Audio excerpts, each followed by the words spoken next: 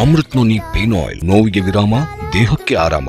और पूरे दुनिया में इतनी 140 आबादी वाले देश का ये लोकतंत्र, ये हमारे पूरे दुनिया के आकर्षण का केंद्र है।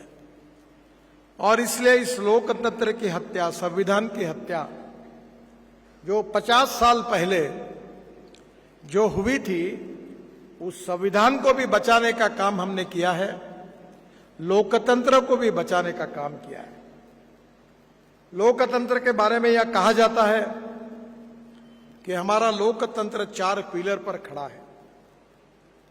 एक पिलर है लेजिस्लेटिव विंग, हमारी विधायिका जो स्टेट असेंबली है, और दूसरा पिलर है जुडिशरी जो हमारी न्याय व्यवस्था है।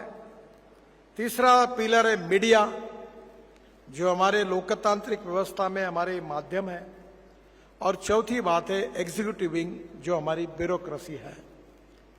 ये चारों के बारे में हमारे संविधान में उनकी कार्य, कर्तव्य और जिम्मेदारी के बारे में ठीक प्रकार से लिखा गया है।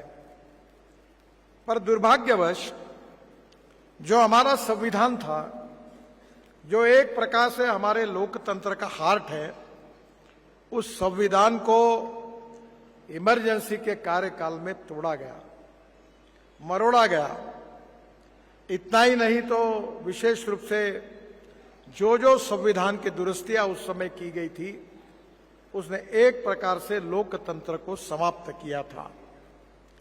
आपको याद होगा जनता पार्टी की सरकार आई और पहले हमने जो लोकतंत्र को एक प्रकार से डंक लगाने वाली दुरुस्तियां जो उस समय कांग्रेस पार्टी ने की थी, उसको सबको हमने फिर से सुधारा और लोकतंत्र को बचाने का कार्य हमारे पार्टी ने किया, हमारे कार्यकर्ताओं ने किया। बहनों और भाइयों, ये जो संविधान है, ये संविधान हमारे लिए सर्वोपरि है। पर दुर्भाग्यवश इस चुनाव में यह प्रचार किया गया कि भारतीय जनता पार्टी 400 सीटें इसलिए चाहती है कि 2/3 मेजॉरिटी से वो संविधान को बदलना चाहती है। दलित, पीड़ित, शोषित जो लोग हैं समाज के, जिनको आरक्षण की सुविधा प्राप्त है, वो समाप्त करना चाहती है और बाबा साहेब अंबेडकर जी के संविधान को समाप्त करना चाहती है।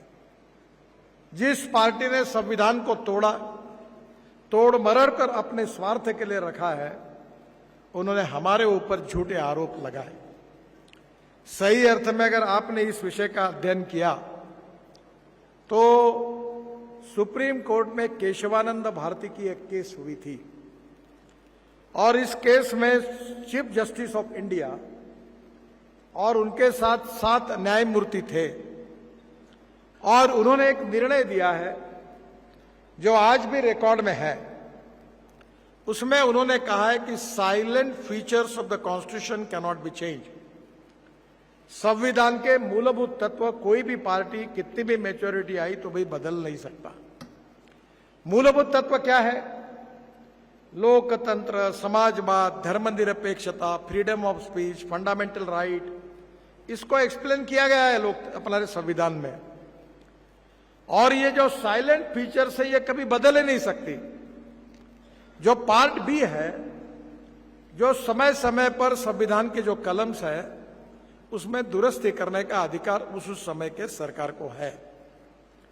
दुर्भाग्य यह है कि हमारे पार्टी ने कभी संविधान को तोड़ मरोड़ने का काम नहीं किया। जिस कांग्रेस पार्टी ने बाबा साहेब अंबेडकर जी के संविधान को तोड़ने का काम किया, उसी कांग्रेस पार्टी ने इस चुनाव में अपप्रचार किया कि भारतीय जनता पार्टी संविधान को तोड़ना चाहती है, बदलना चाहती है। लोकतंत्र खतरे में है।